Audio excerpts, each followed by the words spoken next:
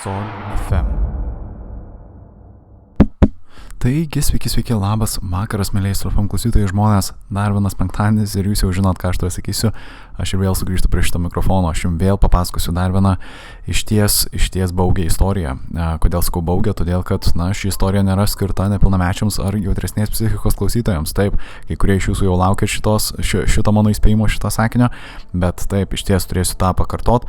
Žmonės, ši laida, tą, ką aš jums tuoj neužilgo pradėsiu pasakot, nėra skirta nepilnamečiams. Tai jeigu jums yra mažiau negu 18 metų arba apskritai, jeigu esat jautresnės psichikos klausytojai, paprašysiu jūsų atsijungti. Išties, kaip FM laidų vedėjas neturėčiau to skatinti, ta prasme, kad atsijungtumėt, žinot, nuo dažnio, bet šį kartą, tai patikėkit, laida yra šiek tiek sunkiau suvirškinama ir ne visiems apskritai virškintina, sakykime, laida. Tai taip tikiuosi, kad mano prašymą laikotės ir galiu tęsti. Tai kągi, galbūt pradėkim nuo pagrindinio klausimo. Tai žmonės, kaip jums sekas, kaip jūsų savaitė praėjo, nežinau, kaip jūsų penktadienis, kaip jūsų penktadienio vakaras, ką veiksit savaitgalį, nežinau, ką per savaitę spėjot nuveikti, nežinau, kaip jūsų visi tie darbai ir problemos. Kaip visada galit man ką nors parašyti, ką norit, kaip norit, bet kada, bet kur, bet kaip. Galbūt aš iš pat pradžių prisipažinsiu, kad šiek tiek esu ligotas šiandien. Nežinau, mano balsas gali vėl skambėti juokingai, bet, žinot, aš esu labai motyvuotas jums papasakoti šią istoriją, nes, kaip žinia, kai kurie iš jūsų esat, mėgėjų tokių istorijų. Iš karto kai kurie atspėjot, vos tik tais pamatę nuotrauką šio penktadienio mislės. Tai taip, galbūt pereikim dabar prie pačios mislės, kas joje yra vaizduojama ir apie ką būtent šiandien mes šnekėsim. Tai ką aš galiu pasakyti apie myslę, tai joje yra vaizduojama moteris antrankiuose, ar ne?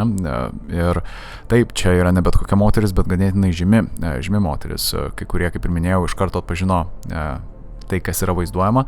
Ir taip, ši moteris yra ne kas kita, o Aileen Wuornos. Mes ją vadinsim šioje istorijoje Aileen, bet ši moteris, jinai yra kartais dar ir pristatoma kaip, sakykime, kabutėse, pirmoji Amerikos serijinė žudikė. Moteris serijinė žudikė, tai tą aš pabrėžiu, ar ne? Tačiau aš galbūt dėl to ne visai sutikčiau. Tikrai yra kitų žudikių, serijinių žudikių, kurios buvo pirmesnės, gal sakykime, kabutėse, ar ne, dar prieš Aileen Wuornos. Tai, nežinau, ar čia yra labai pagirtinas dalykas, bet taip, galiu duoti kaip pavyzdį, tarkim, Lizzie Halliday, dar 19 ir 20 amžiaus pradžios, 19 amžiaus pabaigos, 20 amžiaus pradžios serijinė žudikė. Išties, galbūt jos istoriją kurią nors dieną, kurį nors penktadienį galbūt papasakosim šioje radio stotyje, bet čia aš daviau kaip pavyzdį ankstesnių serijinių žudikių Amerikoje, kurios veikia, sakykime, irgi darė nusikaltimus. Tai taip, pirmosios moters, sakykime, serijinės žudikės nustatymas yra išties sunkus dalykas. Tai taip tiesiog paskelbti, kad Aileen Wuornos yra būtent pirmoji, aš sakyčiau, yra neteisingas ir ganėtinai klaidingas. Sakyti, kad jinai yra viena iš žymiausiųjų, čia jau yra galbūt teisingesnis dalykas, ne galbūt teisingesnis, nežinau, statusas, teisingesnis apdovanojimas galbūt, bet čia nelabai geras apdovanojimas, žinot, skirti moteriai, ir ne, tai vis tiek, vienaip ar kitaip galbūt aš pristatysiu Aileen Wuornos kaip vieną iš žinomiausių moterų serijinių žudikių Jungtinėse Amerikos valstijose, veikusių būtent 20-ame amžiuje. Tai taip, būtent šio penktadienio laidos tema ir yra jos, sakykime, nusikaltimai, jos įvykdytos žmogžudystės ir, žinoma, šiek tiek ir jos gyvenimo. Tikiuosi, kad bus įdomu tie, kas mėgsta tokio pobūdžio istorijas, ir galbūt pabrėšiu, tikiuosi, kad jūs mėgstat šitas istorijas ne dėl žiaurumo jose, bet galbūt dėl tų įdomybių, žinot, detektyvinių dalykų. Tai tikiuosi, jūs nesat išprotėję, žinot, maniakai ir kažkas panašaus. Tai taip, bet vienaip ar kitaip vis tiek dievinu jūs visus žmonės. Tai kągi, galbūt pradėkim nuo klausimėlio, kaip visada jums žmonės, ar esat kada nors keliavę autostopu, nežinau, čia taip ūkiškai tariant, ar esat tranzavę, nežinau, pagavę kokį nors vairuotoją, kuris jūs pavežė, arba gal buvot priešingoj pusėje, gal esate kažkada pavežę kokį nors pakeleivį. Jei iš ties esat ką nors pavežę, tai ar nebijojot pavežti, ta prasme, kokį nors nepažįstamą, arba jeigu jūs įsėdot į nepažįstamą automobilį ir važiavot kažkur, ar nebijojot žmonės? Aišku, jeigu mes kalbėsim apie vairuotojus, sakykim, tai jeigu tie vairuotojai, sakykim, buvo vaikinai, tai tikriausiai, jie, jeigu turėjo tokią progą pavėžėti pakeliui kokią nors nepažįstamą merginą, tai šie vaikinai tikriausiai sakys, kad nebijojo ir pavojaus galbūt net nejautė. Nes, egzistuoja, kaip žinia, tas toksai, sakykime, kabutėse stereotipas, kad, merginos silpnesnės jos išties negali žudyti. matot, šitą istoriją galbūt parodys, kad žmogžudystės apskritai nusikaltimai neturi lyties, suprantat, tačiau, aišku, tam tikra statistika, nemeluosiu, vis dėlto egzistuoja. Aš vėlgi šiek tiek skaičiau, ta statistika gali skirtis priklausomai nuo šaltinio, bet kuomet kalbam apie serijinius žudikus, tai statistiškai, sakykime, kaip man pavyko suprast, dažniausiai, žinoma, serijiniai žudikai būna būtent vyrai. Kartais net daugiau nei 9 iš 10, sakykime, arčiau 19 iš 20, sakykime, serijinių žudikų būna vyrai, net berods. Aišku, statistika, kaip ir minėjau, yra šiek tiek gali besiskirti tarp šaltinių, bet iš ties tai yra nepalyginimai didesnis skaičius, ta prasme, vyrų serijinių žudikų nei moterų. Realiai skiriasi ir šių serijinių žudikų metodai bei motyvai, galima sakyti, kai mes atskiriam juos taip pagal lytis. Kuomet mes kalbam apie serijinius žudikus vyrus, jie žudo agresyviai ir iš arti, sakykime, jie dažniausiai, kaip čia pasakius, jie pasitelkia ginklus, peilius, jie žudo jau artimai, ta prasme, pačią auką, sakykime. Šių žudikų dažniausiai motyvai taip pat būna labai mažai surišti su pinigais, sakykime, jie dažniau, jie būna surišti su kažkuo, nežinau kaip čia pasakius, švelniai pasakius, ta prasme, FM tiesioginės transliacijos metu, žinot, būna surišti galbūt daugiau su tokiais kaip asmeniniais fetišais ar kažko panašaus. Čia mes kai kalbam apie vyrus serinius žudikus. Dabar tuo tarpu, kai mes kalbam apie moteris serinės žudikas, kas yra retas dalykas, bet tarkim, kai taip atsitinka, tai jos dažniausiai žudo nuodijant, kaip pavyzdys per nuotolį, kitaip tariant, tai jos neprisideda galbūt, moteris retai kada žudo, sakykime, su ginklu ar su peiliu, ar, sakykime, su kirviu ar kažko panašaus. Jos, dažniausiai žudo taip, kaip čia pasakius, protingai, norėjau sakyti, bet čia gal netinkamas dalykas pasakyti, bet tiesiog taip slapčiau tą daro, iš ties. Ir dažniausiai jos, motyvuoja tokias žmogžudystės su siekiu praturtėti, tai finansinė nauda ir panašiai. Dabar paklausite būtent, kodėl aš visą tai jums pasakoju, ta prasme, kodėl aš visą šitą statistikas ir panašiai pristatau, tai mato todėl, kad Aileen Wuornos, būtent ši serijinė žudikė, apie kurią mes šiandien pasakosim, šiek tiek išsiskiria ganėtinai nežymiai, gal sakyčiau, iš pačios statistikos. Jinai žudė pagrindę vyrus ir jinai žudė, tuo vyrišku, gal sakykime, vėlgi statistiškai ir kabutėse tariant, vyriškų metodų, sakykime, pasitelkiant ginklą ir iš arti, sakykime, grinai būnant su auka. Tai taip, čia galbūt tas buvo keista ir iš ties galbūt net bandysim tą suprasti galbūt per jos patirtą gyvenimą, per jos patirtį. Aišku, visą tai papasakosiu vėliau, nes šioje laidos dalyje aš bandysiu galbūt atskleist šiek tiek daugiau pačių nusikaltimų ir kaip pavyko sugauti pačią serijinę žudikę, ar ne? Tai taip, tęskime toliau apie vieną garsiausių Jungtinių Amerikos valstijų serijinių žudikių žmonės. Jinai išties tokia garsi, kad, nežinau, gal net ir matėt filmą apie ją. Išties yra pastatytas net ir filmas, yra išleista net keletas knygų. Išties yra keista, kaip kai kurie nusikaltėliai gauna tiek daug populiarumo. Čia atskira tema, aišku, dėl to, bet taip, kai kurių žmonių nuomonė atrodo, ši serijinė žudikė, ta prasme, Aileen, jinai yra baisus monstras, net, sakykime, kabutėse, kitų nuomonė, jinai yra tiesiog auka, kurios veiksmus reikėtų suprasti.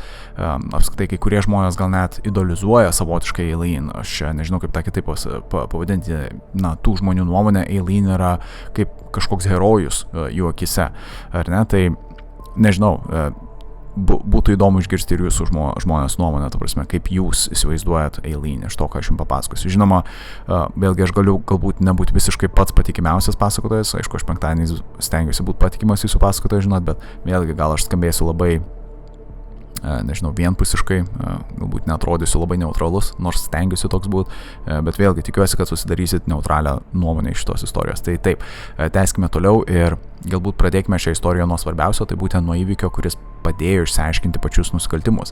Tai vėlgi nusikelsime į Jungtinės Amerikos valstijas, o tiksliau į jose esančią Floridos valstiją. Ir tuo metu buvo 1990-ieji vasara ir vienos dienos metu, sakykime, viena liudytoja staiga pastebėjo keistai besisukiojantį kaip ir automobilį. Netrukus šis automobilis taip staigiai pasuko vienu keliu ir nesuvaldęs greičio, taip ant posūkio, galima sakyti, važiavo į griovį. Automobilio automobilis nepataisomai realiai įvažiavo į tą griovį ir jo nebepavyko daugiau išjudinti ir išvažiuoti iš tenais. Liudytojas stebi toliau visą tą įvykį ir pastebėjo, kad iš to automobilio išlipo netikėtai 2 merginos, jos skubiai kažką pradėjo daryti prie to automobilio ir prie to paties ir nuėmė valstybinius numerius ir greitai pabėgo iš įvykio vietos. Aišku, liudytoja liko neabejinga, jinai paskambino į policiją ir pranešė apie įvykį. Tai taip, atrodo kol kas įvykis kaip eilinio pabėgimo iš įvykio vietos, ar ne, įvykis, ta prasme, visa ta situacija.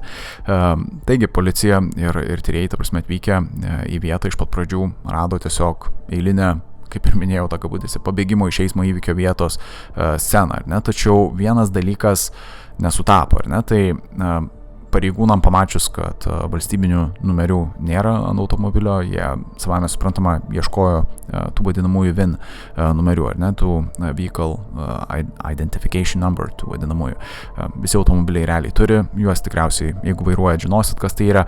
Valstybiniai numeriai, čia galbūt šiek tiek nukreipimas nuo temos, bet žmonės, jeigu bandot užslėpti savo tapatybę, sakykime, per valstybinius numerius nuimtus, tikėtina, kad jūs tik dar labiau patraukėt žmonių dėmesį, ta prasme, į savo automobilį, nes, tada klausimas iškyla, kam tas automobilis priklauso ir, pareigūnai tada tą atseks tikriausiai per tą vadinamą įviną, ar ne, tai vėlgi, šiuo atveju policijos pareigūnai atvykę į įvykio vietą, jie sutikrino VIN numerius ir ką jie surado, tai, kad šis automobilis priklausė neseniai dingusiam vienam 65 metų vyrui.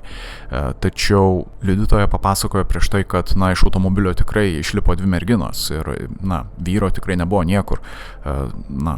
Joks vyras irgi nevažiavo su šiomis merginomis. Tai čia buvo keistas dalykas, ar ne, keista neatitiktis, atrodo, faktų, o kur savininkas.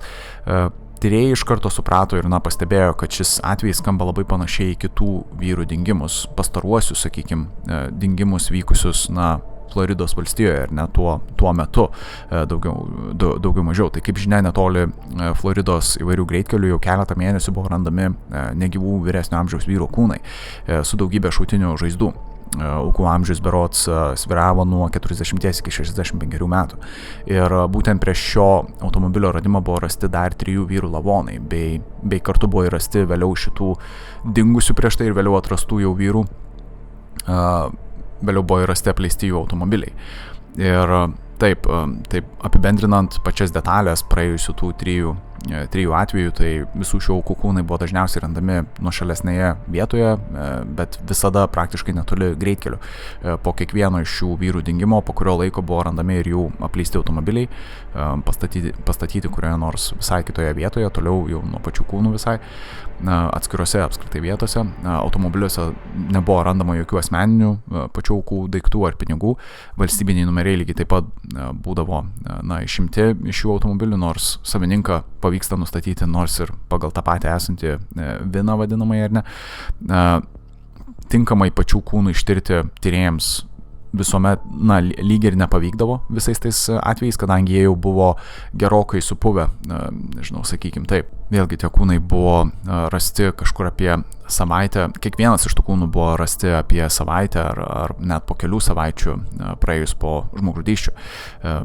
Iš ties, iki pat šio įvykio, iki pat šio automobilio radimo, tyrėjai buvo aklavietėje ir nežinojo, kas galėjo taip elgtis, kas galėjo žudyti šiuos vyrus. Jie negalėjo rasti to tokio kaip ir bendro, sakykime, ritmo, ar net tarp šitų žmogžudysčių. Aišku, susidarė toks įspūdis, kad tikėtina, kad motyvas visų šitų žmogžudysčių buvo šių vyrų pinigai, nes kai kurie iš vyrų vairavo tuo metu visai prabangius automobilius. Todėl, buvo galima patikėti, kad galbūt, jie iš išorės atrodė pasiturintis, tai galbūt kažkam, kažkieno akį tai patraukė ir galbūt tie ar tas kažkas nusprendė apiplėšti šios vyrus ir, to apiplėšimo metu galbūt buvo ir nuspręsta atimti šių vyrų gyvybę, kad, pašalinti bet kokius liudytojus, ar ne, kurie matė galbūt tą plėšiką patį. Tai taip, tokios kol kas teorijos ir išvados, galbūt tokios skubotos išvados, sakykime, policijos pareigūnų ir tyrėjų tuo metu galvose sklandė. Tai Taip, dabar sugrįžtant prie to pačio rasto automobilio, tai žinodami apie ankstesnės iki tol neišaiškintas tas žmogžudystės bei panašias aplinkybės, tyrėjai nusprendė atidžiau dabar jau ištirti patį tą automobilį rastą ir nuo automobilio rankenėlės jiem pavyko rasti delno bei pirštų antspaudų, kurie nepriklausė automobilio savininkui.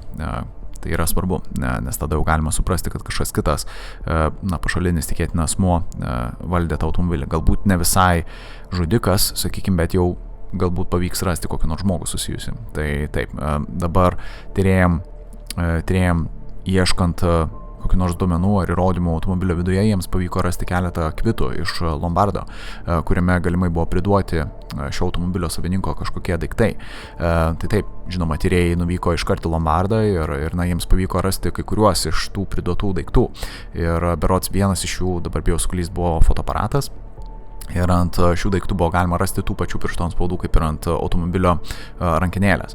Tai taip, iš ties atrodo jau po truputį artėjam tiesos, ar ne? Tai iš ankstesnių, čia prie to paties iš ankstesnių žmogžudysčių vietų taip pat buvo surinkti įvairūs pirštų antspaudai, net ne įvairūs, o tie patys, sakykime, pirštų antspaudai. Jie sutapo, ta prasme, tarpusavį ir kai kurie daiktai šių žmogžudysčių atveju irgi buvo lygiai taip pat priduoti į Lombardą, ar ne? Tai ankstesnių žmogžudysčių, sakykime, metu daiktai lygiai taip pat buvo pavogti ir atiduoti vėliau į Lombardą. Vėlgi, šis automobilis, sakykime, ši ketvirtoji žmogžudystė, jinai neturi kūno. Ta dar prie to mes prieisim, mes net nežinom, ar čia yra žmogžudystė, bet tikėtina, kad čia yra žmogžudystė, bet vėliau dar sugrįšim prie to. Tai taip, Lombardė buvo rasta įvairiausių daiktų, tarp jų dar buvo vienos iš aukų berods priduotas ir ginklas, net ir buvo atiduotas, ta prasme, į Lombardą už pinigus ir taip, tikriausiai sakysit, kad jau kaip ir nusikaltimas išaiškintas, ar ne, jau ganėtinai greitai toj prieisim prie tos pačios serijinės žudikės, ar ne, bet žmonės nepamirškit, kad pirštų antspaudų radimas tais laikais, nors sakykime, aš kalbu apie 20-ojo amžiaus tą paskutinį dešimtmetį, dar tai savaime nereiškia, kad iš karto taip lengvai suras ir patį nusikaltėlį.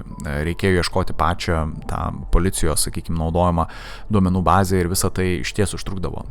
Tačiau toliau tęsiantis šiam tyrimui, aukų skaičius tik padidėjo. Tai taip, visą tai užtruko ieškant kažkokių atitikmenų, sakykime, duomenų bazėje, apskritai ieškant toliau pačio serijinio žudiko, o kol taip ilgai tyrėjai, sakykime, vykdė toliau tą tyrimą, žmogžudystės toliau tęsiasi, aukų skaičius toliau didėjo. Iki pat 1990 metų rudens, sakykime, sezono pabaigos, berods iki lapkričio, iš vis buvo nužudyti dar 3 vyrai. Tai iš viso buvo jau nužudyta, susikaupę, bent jau rasti buvo 6 vyrai ir tikėtina, kad buvo ir 7-asis nužudytas. Tai iš viso 7, galima sakyti, vyrai, 6 iš jų rasti. Visi vyrai išskyrus tą vieną, kuris nebuvo rastas, buvo nužudyti realiai identiškomis aplinkybėmis ir vienodai sušaudyti daugybę kartų mažo kalibro pistoletų. Tai taip, galbūt užbaiginėjant, galbūt apipavidalint galbūt šitą dalį, šitos laidos dalies šitą dalį, tai galbūt tiesiog pabrėšiu, kad būtent šito automobilio savininkas, ta prasme, jo kūnas niekada nebuvo rastas, jo taip ir nepavyko rasti, tačiau yra preziumuojama, kad jis buvo nužudytas ir pati žudikė Eileen vėliau realiai tą pati ir pripažino. Tiesiog jinai lygiai ir nenurodė, kur galima būtų rasti jo kūną. Bet taip, čia yra šiek tiek galbūt keista ir gal net ironiška, ar ne, kad būtent tai, kas padėjo rasti šią serijinę žudikę ir išaiškinti šitus nusikaltimus, buvo būtent toji auka, kurios kūno nepavyko rasti. Tai, čia labai keistai atrodo, keistas sutapimas iš ties. Auka, kuri padėjo išaiškinti nusikaltimą, niekada nebuvo rasta. Net nežinom iš tikrųjų, kokia buvo auka, kokios buvo aplinkybės nužudimo. Kai kurie net ir sako, kad tu negali nuteisti žmogaus už žmogžudystę, jeigu tu neturi kūno, ar ne? Bet tęsiant toliau, iš ties tyrėjai sužinojo, kad po to automobilio radimo mirus, buvo rasti dar 3 vyrai nužudyti. Jie negalėjo daugiau delsti. Tyrėjai nusprendė paviešinti publikai abiejų merginų tų liudytojos teigiamų, sakykime, matytų merginų padarytus fotorobotus. Tai taip, jie buvo parinkti pagal tos pačios minėtosios liudytojos parodymus. Realiai jinai, galima sakyti, vienintelė matė taip ganėtinai aiškiai, kaip atrodė tos 2 merginos. Dabar tiesiog tiesiog įspėsiu žmonės, tie fotorobotai yra košmaras. Aš nežinau, aš čia jau galbūt ne vieną kartą tą sakau, bet fotorobotai visada atrodo košmariškai, aš suprantu jų esmę, bet nežinau, gaila, kad aš negaliu jum to parodyti, galbūt, sakykime, čia radio stotyje, galbūt pabandysiu per kitas medijas, galbūt per YouTube ar per Spotify parodysiu, kaip atrodo tie fotorobotai, bet žmonės, jie atrodo košmariškai, aš niekada nesuprasiu, kaip taip gali tie fotorobotai atrodo. Aš kažkada skaičiau šiek tiek apie tą visą dalyką, apie tuos fotorobotus ir kokia jų yra esmė, ir jų esmė nėra fotorealistiškai atkartot, kaip žmogus atrodo. Esmė fotorobotų yra galbūt pabrėžti tam tikrus veido bruožus, nes dažnai pasirodo, kad žmonės kaip, sakykime, aš, tu, bet kuris iš mūsų ar ne, kai mes žiūrime kitų žmonių veidus, mes dažniausiai atpažįstam vienas kitą pagal veidus, pagal viską.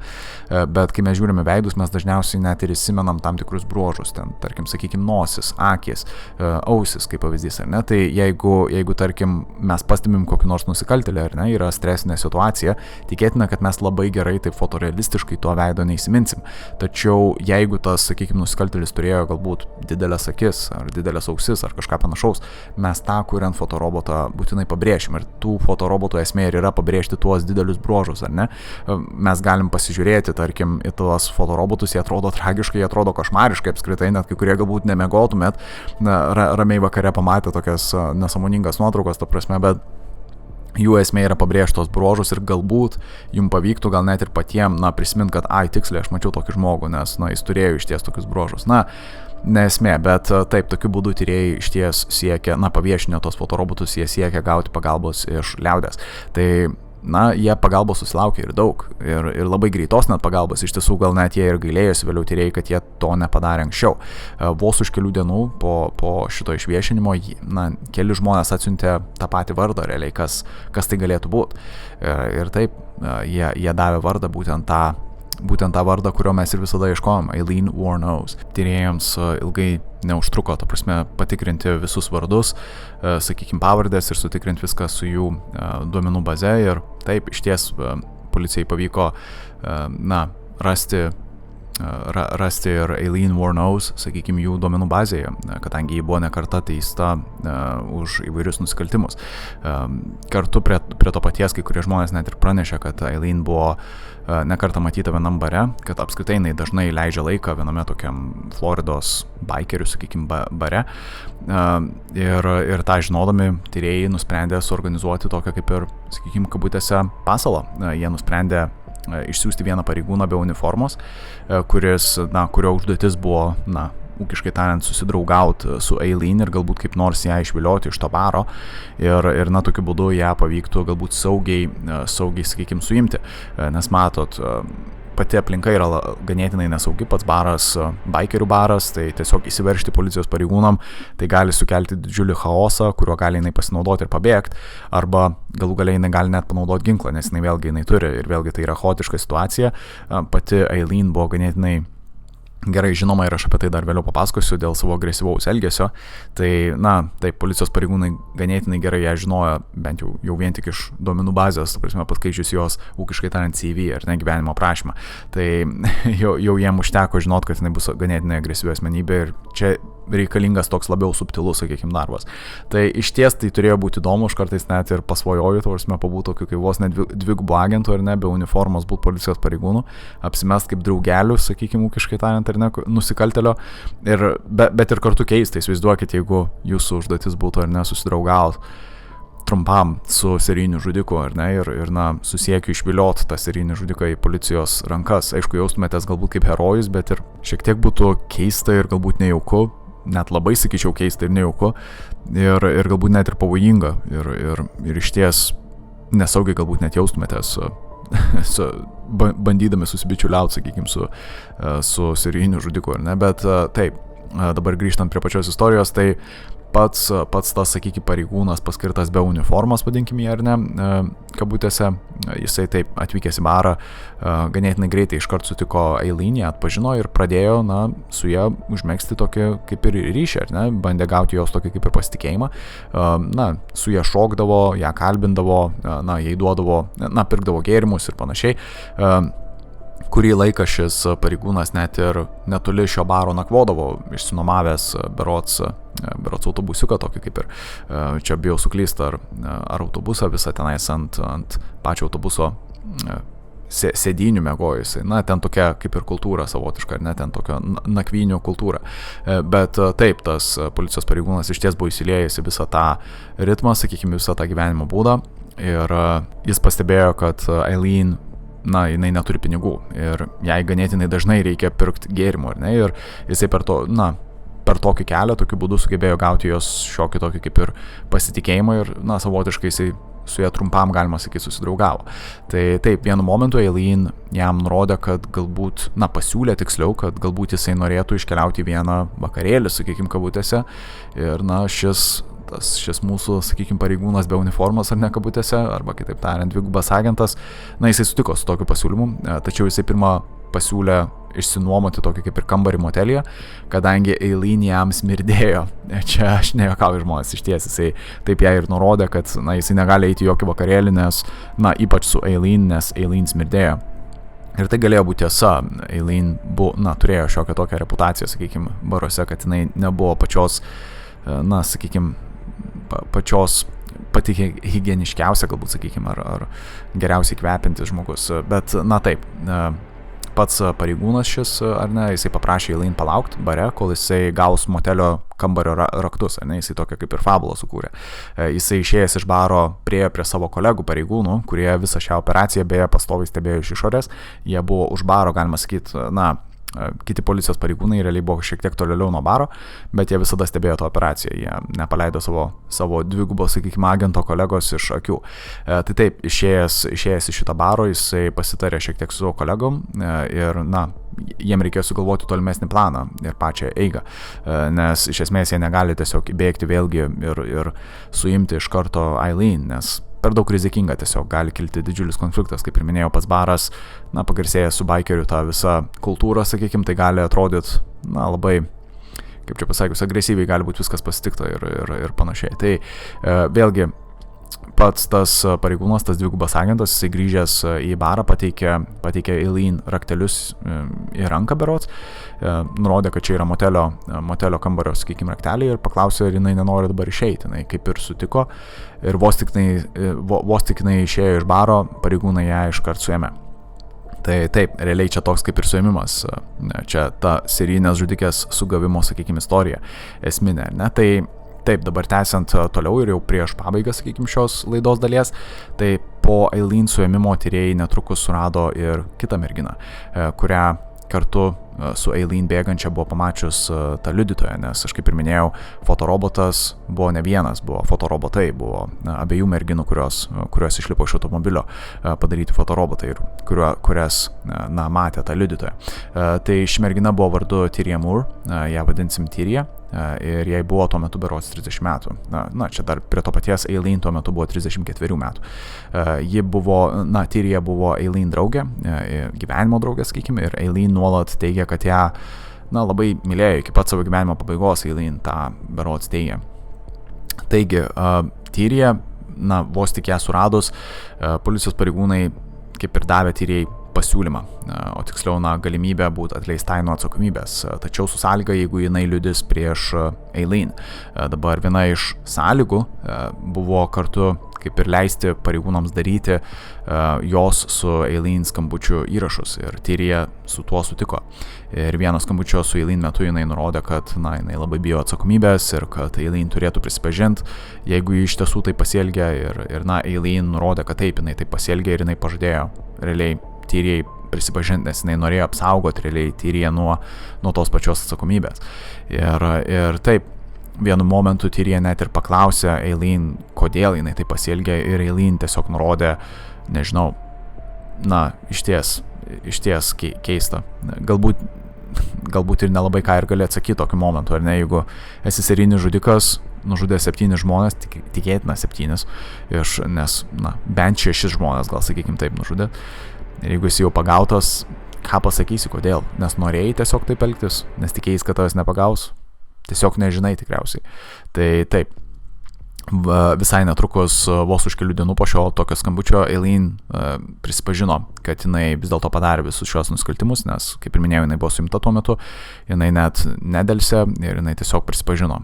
Jinai nurodė, kad nužudė visus 7 vyrus per 12 mėnesių, tai skaičiuojančią nuo 1989 metų rudens iki pat 1990 metų rudens. Žmonės, čia yra košmariška statistika. Pagalvokit, 7 vyrai per 12 mėnesių. Kai kurie serijiniai žudikai tiek nužudo per, ūkiškai tariant, visą savo karjerą. Ta prasme, per kokius 10 metų ir panašiai. Čia yra 7 vyrai per 12 mėnesių. Bent po vyrą kas 2 mėnesius. Ta prasme, bent po vieną auką kas 2 mėnesius. Net daugiau nei vieną auką kas 2 mėnesius. Čia išties košmariška statistika ir yra gerai, kad Eileen buvo pagauta, sakykim, taip anksti.